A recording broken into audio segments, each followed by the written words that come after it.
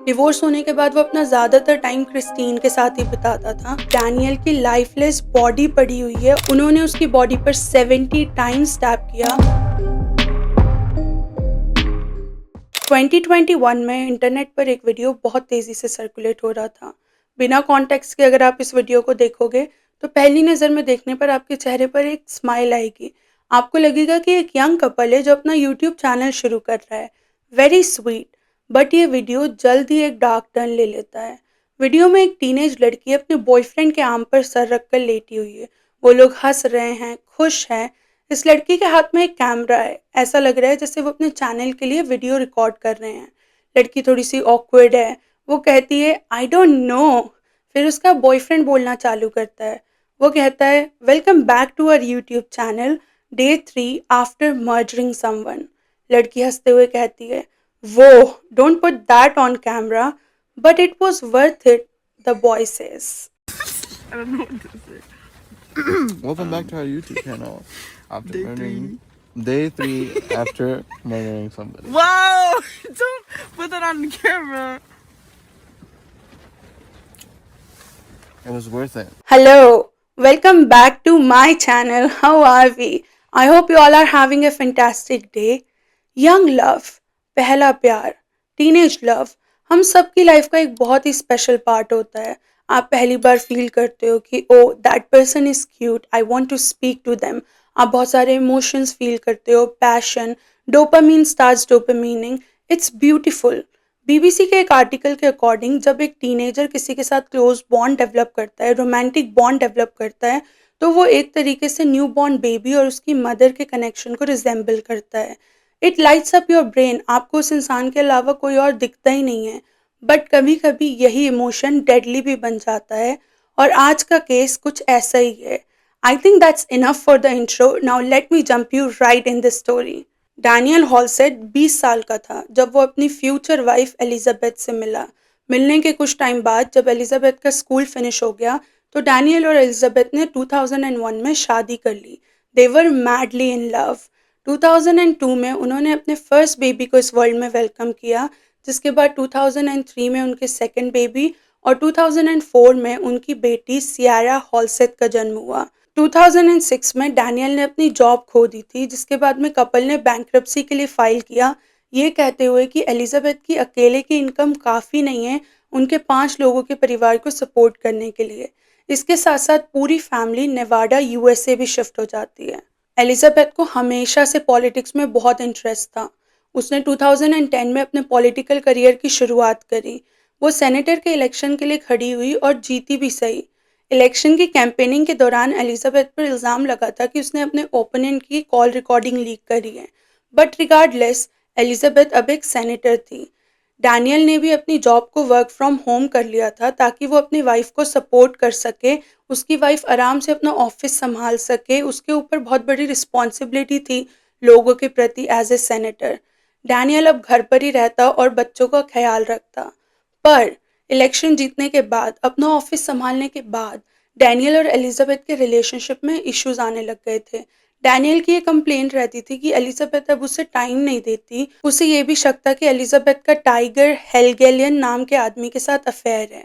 Daniel ने tiger से इस बारे में बात भी करी। उसने कहा कि वो एलिजाबेथ से दूर रहे, उससे बात ना करे, but I don't think it worked. अब उस टाइम पर एलिजाबेथ का टाइगर के साथ एक्स्ट्रा मैरिटल अफेयर था कि नहीं, ये तो मुझे नहीं पता, बट मैं आपको ये बता सकती हूँ कि आगे चलकर एलिजाबेथ टाइगर से शादी करती है। एनीवेज, कमिंग बैक, एलिजाबेथ और डैनियल के रिलेशनशिप बहुत ही ज़्यादा सार हो गया था। उन लोगों के डेली डेली झगड़े होते थे। एलिजाबेथ ने डैनियल से डिवोर्स मांगा और एक पॉइंट पर डैनियल को मिसडिमीनर और बैटरी के चार्जेस पर अरेस्ट भी किया गया। 2012 में फाइनली डैनियल और एलिजाबेथ का डिवोर्स हो जाता है। डिवोर्स के बाद एलिजाबेथ तीनों बच्चों को लेकर अलास्का शिफ्ट हो जाती है और इस पॉइंट पर वो टाइगर के साथ भी शादी कर लेती है। उसने अपनी सेनेटर की पोजीशन से भी रिज़ाइन कर दिया था, ये कहते हुए कि अब वो एक सिंगल मदर है और उसकी रिस्पॉन्सिबिलिटीज़ बढ़ गई है। वो अपने काम को उतना टाइम नहीं दे सकती जितना उसे देना चाहिए। अलास्का में एलिजाबेथ ने एज ए रियल्टर काम करना शुरू कर दिया था। डैनियल को कोर्ट ने कुछ लिमिटेड विजिट्स ही अलाउ करी थी अपने बच्चों से मिलने के लिए, पर अब क्योंकि एलिजाबेथ इतनी दूर शिफ्ट हो गई थी, वो अपने बच्चों से साल में सिर्फ कुछ चंद बार ही मिल पाता था। एलिज़ाबेथ के साथ उसके डिवोर्स के बाद और एलिज़ाबेथ की टाइगर से शादी होने के बाद obviously Daniel was very heart breaking और अपने आप को बेटर फ़ील कराने के लिए he turn to his hobbies. Daniel को ट्रैवलिंग और फ़ोटोग्राफ़ी का बहुत शौक था। वो सोशल मीडिया पर भी बहुत एक्टिव था। उसने अपने ट्रैवल एडवेंचर्स को ब्लॉग करके अपने फ्रेंड्स, फैमिली और व्यूअर्स के साथ यूट्यूब और इंस्टाग्राम पर शेयर करना शुरू कर दिया। डैनियल के इंस्टाग्राम पे अराउंड 21,000 फॉलोअर्स थे, तो I would say he was quite popular. A lot of people liked him online. वो अपनी फैमिली के साथ जब टाइम स्पेंड करता था या फिर अपने बच्चों के साथ भी सोशल मीडिया पर रेगुलरली पोस्ट करता रहता था। इसके अलावा वो अपनी मॉम क्रिस्टीन के भी बहुत क्लोज था। डिवोर्स होने के बाद वो अपना ज़्यादातर टाइम क्रिस्टीन के साथ ही बिताता था। डैनियल ने दूसरी शादी भी करी बट 2019 में उसने अपनी सेकंड वाइफ से डिवोर्स ले लिया था। डैनियल की उसकी एक्स वाइफ और अपने बच्चों की माँ एलिजाबेथ के साथ रिलेशनशिप अच्छा था। 2020 में डैनियल को एक गुड न्यूज़ मिलती है। उसकी एक्स वाइफ एलिजाबेथ, टाइगर और उसके तीनों बच्चे अलास्का से अब लास वेगस शिफ्ट हो रहे थे। उसके बच्चों को अलास्का में रहना पसंद नहीं था, इसीलिए एलिजाबेथ ने लास वेगस में शिफ्ट होने का फैसला लिया। डैनियल भी अब लास वेगस में रहता था, तो वो बहुत खुश था क्योंकि अब वो अपने बच्चों से फ्रीक्वेंटली मिल सकता था, उनके साथ ज़्यादा टाइम स्पेंड कर सकता था। अभी लेट्स टॉक अबाउट डैनियल की सबसे छोटी बेटी सियारा। सियारा अपने डैड डैनियल की बहुत क्लोज थी। वो अक्सर अपने डैड के पास आती थी टाइम स्पेंड करने के लिए। डैनियल भी सोशल मीडिया पे सियारा को लेकर क्यूट पोस्ट डालता रहता था। उनकी रेस्टोरेंट्स की ट्रिप, उनका क्यूट डैड डॉटर डांस, उनका मॉर्निंग रूटीन एक्सेट्रा एक्सेट्रा। जैसा मैंने कहा, सियारा अक्सर अपने डैड के पास आती थी टाइम स्पेंड करने के लिए, sometimes to even stay the night, but legally it was not okay. Ciara Daniel को कहती थी कि मुझे वापस मॉम के घर नहीं जाना है, बट क्योंकि सियारा अभी 18 साल की नहीं थी, कोर्ट के रूल्स के हिसाब से वो ये डिसाइड नहीं कर सकती कि उसे किसके पास रहना है और किसके पास नहीं। डैनियल ने इस बारे में सियारा की मॉम एलिजाबेथ से भी बात करी, ये देखने के लिए कि घर पर तो कोई उसको परेशान नहीं कर रहा है। एलिजाबेथ ने डैनियल को एश्योरेंस दी कि घर पर सब ठीक है। डैनियल सियारा से बार बार पूछता था कि तुम्हें मॉम के पास क्यों नहीं जाना है, वहाँ पे क्या प्रॉब्लम है। तो सियारा इस चीज़ का कोई एक्सप्लेनेशन नहीं देती थी, वो बस ये कह देती थी मुझे नहीं जाना है वहाँ पर, मुझे आपके पास रहना है। And Daniel loved his kids. Daniel इस उम्मीद में कोर्ट भी गया कि शायद सियारा की प्राइमरी कस्टडी उसे मिल जाए, बट जज ने उसे मना कर दिया। सियारा फिर भी चोरी छुपे अपनी मॉम के घर से स्नीक आउट करके डैनियल के पास आकर रहती थी। She was 16. She wanted to do what she wanted to do. June 2020, Ciara अब 16 साल की थी and she started dating. She had a boyfriend. उसका बॉयफ्रेंड उससे 2 साल बड़ा 18 साल का एरन गरेरो था and boy were they in love. Sierra was absolutely smitten and head over heels in love with Aaron and same for Aaron. और उनके parents को भी इस चीज़ से कोई प्रॉब्लम नहीं थी। दे जस्ट थॉट कि okay this are two young people exploring finding the meaning of relationship, it's an innocent relationship. तो उन्होंने भी इस रिलेशनशिप को लेकर कोई ऑब्जेक्शन नहीं उठाया अनटिल वन डे डैनियल ने कुछ ऐसा सुना कि उसे लगा he needs to step in. एक दिन डैनियल ने सियारा को एरन से बात करते हुए सुना, which I think almost every parent does. Daniel ने सियारा को एरन से जब बात करते हुए सुना तो उसने देखा कि वो लोग एक प्लान बना रहे थे। सियारा और एरन ये प्लान कर रहे थे कि वो एरन के पेरेंट्स के घर पे चोरी करेंगे और वो सारा पैसा लेकर लॉस एंजलिस भाग जाएंगे और वहाँ पर अपनी लाइफ शुरू करेंगे। ऑफ कोर्स ये सुनने के बाद डैनियल बहुत ज़्यादा वरीड था और उसने इस बारे में एलिजाबेथ को बताया। डैनियल और एलिजाबेथ ने एरन के पेरेंट्स से कांटेक्ट किया और उन सब ने मिलकर बात करी और उन्होंने ये डिसाइड करा कि उनके बच्चों के लिए यही अच्छा होगा कि वो लोग एक दूसरे से दूर रहें, वो लोग एक दूसरे से बात ना करें। उनके पेरेंट्स को लग रहा था कि उनका रिलेशनशिप अब बहुत ज़्यादा टॉक्सिक होता जा रहा है, तो उन्होंने अपने प्लान को एग्जीक्यूट किया और एरन के पेरेंट्स ने एरन को और डैनियल और एलिजाबेथ ने सियारा को कहा कि अब वो दोनों एक दूसरे से नहीं मिल सकते और ना ही उसे एरन से बात करना अलाउड है। डैनियल और एलिजाबेथ एक्सपेक्ट कर रहे थे कि सियारा थोड़ा गुस्सा होगी, थोड़ा रिजेंटमेंट दिखाएगी, पर वो अपने बेटी के रिएक्शन को देखकर बहुत ही ज़्यादा सरप्राइज थे। जब सियारा ने इस बारे में सुना, उसने कहा ओके वैसे भी वो एरन को लेकर कोई सीरियस नहीं है, उसको कोई सीरियस फीलिंग्स नहीं है, तो उससे कोई प्रॉब्लम नहीं है।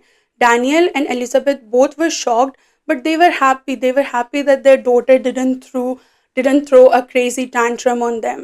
April 8, 2020, डैनियल की मॉम क्रिस्टीन डैनियल को कॉल करती है। No response. वो दोबारा कॉल करती है। No response. वो डैनियल को मैसेज भेजती है। Again no response. उन्हें पता था कि सियारा उस टाइम पर डैनियल के साथ रुकी हुई है, तो वो सियारा को मैसेज करती है।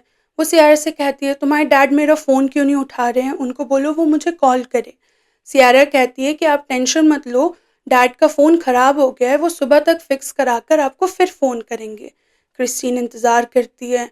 वो अगली सुबह 9 अप्रैल को फिर से सियारा को मैसेज करती है, सियारा अपने डैड को बोलो मुझे कॉल करे।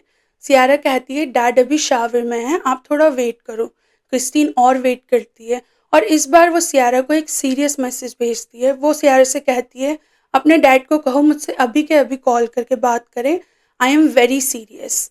अब आप इसको माँ का इंट्यूशन भी कह सकते हो, बट क्रिस्टीन को शक हो रहा था कि कुछ तो गड़बड़ है, सियारा कुछ तो छुपा रही है। वो सियारा को कॉल करती है और कहती है, मेरी अपने डैड से बात करवाओ। सियारा फिर से वही कहती है कि डैड अभी भी शावर में हैं, आप थोड़ी देर और वेट करो।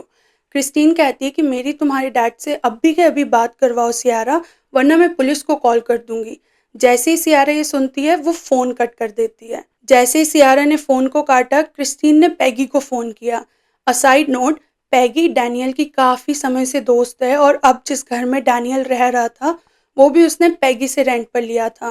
क्रिस्टीन पैगी को फ़ोन करके रिक्वेस्ट करती है कि वो डैनियल के घर पर जाके देखे कि वहाँ चल क्या रहा है। पैगी बीइंग अ फ्रेंड उसने हाँ कर दिया, पर वो अकेले नहीं जाना चाहती थी, तो उसने अपने एक और फ्रेंड को बुला लिया। पैगी और उसका दोस्त डैनियल के घर पहुंचते हैं। वो देखते हैं कि उसके घर का मेन डोर खुला हुआ है। Weird but okay. वो लोग घर के अंदर जाते हैं। Daniel, no response. Daniel, no response. घर के अंदर से ऐसी स्मेल आ रही थी जैसे कि कोई सामान जल रहा हो।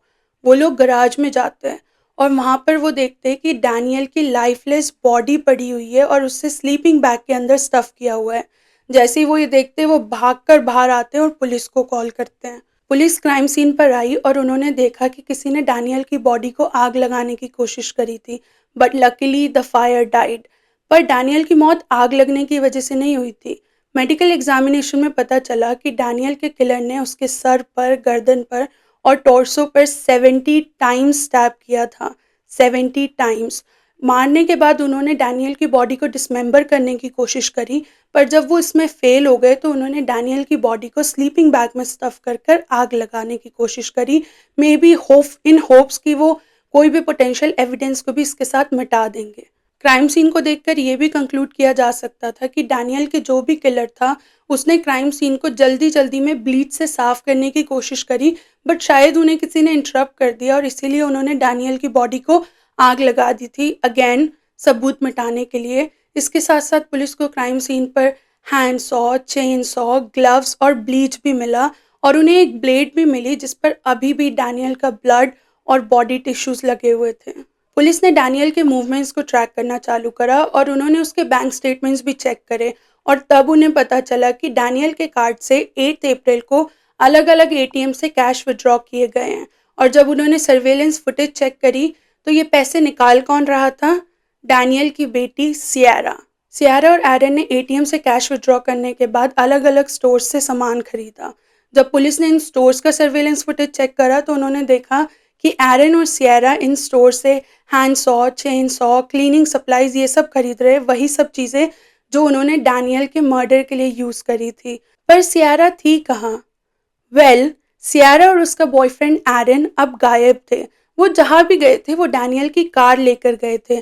पुलिस ने अगेन सर्वेलेंस फुटेज में चेक करा कि 9 अप्रैल की सुबह डैनियल की कार सिटी से बाहर गई है, पर वो किस डायरेक्शन में गई ये उन्हें नहीं पता था। उन्होंने जब एलिजाबेथ से बात करी तब उन्हें पता लगा कि सियारा और एरन एक्चुअली में लॉस एंजलिस भागकर जाने का प्लान कर रहे थे, तो उन्होंने अज्यूम किया कि वो लोग शायद लॉस एंजलिस ट्रैवल करें। इसके साथ साथ पुलिस ने एरन और सियारा दोनों के लिए अरेस्ट वारंट्स भी इशू कर दिए थे। डैनियल के मर्डर के 4 दिन बाद 13 अप्रैल को सॉल्ट लेक सिटी यूटा में एक ऑफिसर एक यंग कपल को रोकता है। ये कपल बिना टिकट के ट्रेन में ट्रैवल कर रहा था। वो इनकी आईडी चेक करता है और जब वो ये आईडीज देखता है तो ही रियलाइजेस कि यंग कपल और कोई नहीं बल्कि सियारा और एरन हैं, the ones who have arrest warrants out for them. Police को इन्फॉर्म किया जाता है और अब सियारा और एरन को अरेस्ट कर लिया जाता है। पुलिस ने कुछ ही देर में सियारा और एरन जो डैनियल की कार लेकर भागे थे उसे भी ट्रैक कर लिया था और उन्हें इस कार से एक रग मिला जो कि डैनियल के ब्लड में सोक्ड था। इसके साथ साथ पुलिस ने जब सियारा का फ़ोन चेक करा तो उन्हें वो वीडियो भी मिला जिसके बारे में मैंने वीडियो की शुरुआत में बात करी थी। पुलिस के पास सियारा और एरन के लिए काफ़ी सबूत थे, बट वो एक अकेला वीडियो जो सियारा के फ़ोन से मिला, वो भी काफ़ी था कोर्ट में ये प्रूफ करने के लिए कि सियारा और एरन ने डैनियल का मर्डर किया है। It was a confession. तो हुआ क्या था? Let me tell you. मैंने बताया था ना कि जब डैनियल ने सियारा को कहा कि वो अब एरन से बात नहीं कर सकती और ना ही मिल सकती है, सियारा ने ऐसा प्रिटेंड किया था कि उसे डैनियल के इस डिसीजन से कोई प्रॉब्लम नहीं है। बट रियलिटी में वो अभी भी छुप छुप कर डैनियल से एरन से बात भी कर रही थी और उससे मिल भी रही थी। इसी सब के दौरान उन दोनों ने मिलकर एक सिक प्लान बनाया। 8 अप्रैल को एरन अपने घर से निकलकर सियारा के पास आया, जिसके बाद में उन्होंने डैनियल का कार्ड लिया और अलग अलग एटीएम से कैश विड्रॉ किया। मे बी उन्हें लगा कि इससे वो पकड़े ना जाएं। इसके बाद में वो लोग स्टोर्स में गए, उन्होंने वहाँ से चेन सॉ, ग्लव्स, जो भी उन्होंने मर्डर वेपन था और क्लीनिंग सप्लाइज थे, वो सब कुछ वहाँ से खरीदा और वो लोग वापस घर आए at some point in the night. कुछ आर्टिकल्स के अकॉर्डिंग डैनियल इस वक्त सो रहा था। डैनियल नींद में था जब उसकी बेटी सियारा और उसके बॉयफ्रेंड एरन ने डैनियल के ऊपर ये विशियस अटैक लॉन्च किया।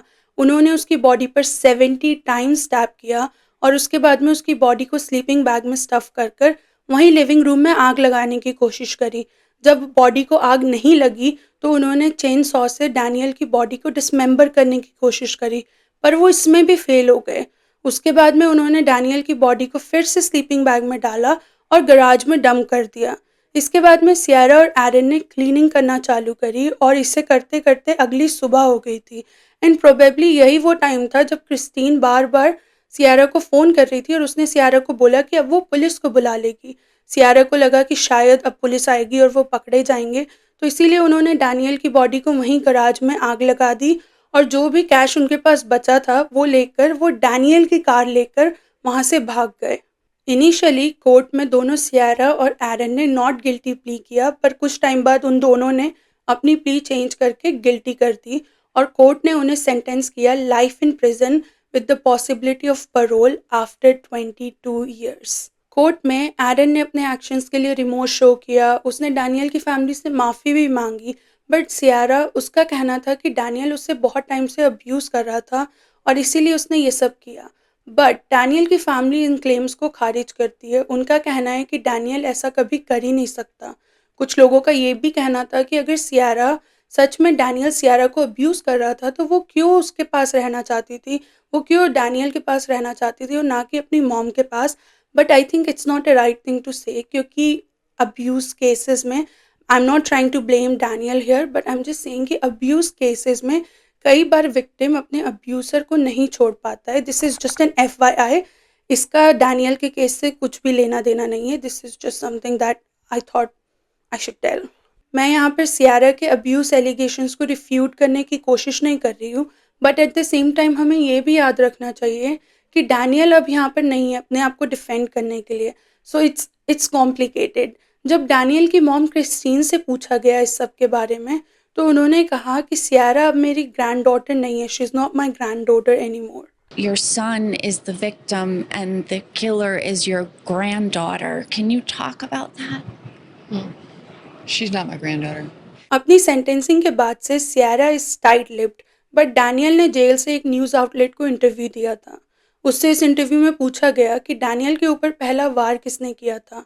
उसने कहा, she got the weapon first and I always carry a weapon, so you know what's led to what happened after that. ये मर्डर कमिट करने का आइडिया किसका था Aaron? Well, I would say it was both of our ideas because we didn't know exactly what we were going to do, but we knew we had to do something about it and it turned out terribly wrong. We were both trying to cope with what happened and I can't say for Sierra, but personally I feel guilt every day. How are you going to make it up to them, Aaron? By proving to them that I'm not a monster, that I still have potential to be a functioning member of society and can benefit society, Aaron said. अगर मुझे Daniel को describe करना होगा तो मैं उसके loved ones के words को ही चूज करूंगी। उन्होंने कहा, Daniel lived by the saying, always stop and smell the roses. Daniel walked the walk and always wanted the best for everyone, even if he didn't know the person. He always lifted people up and had a smile. Always. Daniel's sincere smile and willing heart made every stranger a friend and every friend, family. What do you think about this case? I think it's very sad and tragic how one irrational decision of these two young individuals ended an innocent person's life. And even the perpetrators in today's case, they were so young. They are 16 and 18 at the time of the crime. They could have done so many wonderful things in life. They put a pause on the great future that they could have had. Let me know your thoughts in the comment section below. And if you have any case recommendations, do let me know that as well. If you liked watching today's video, please make sure to give it a like. And if you can, please also subscribe to my channel. It would help a lot. Other than that, you take care and I will see you in the next video. Bye.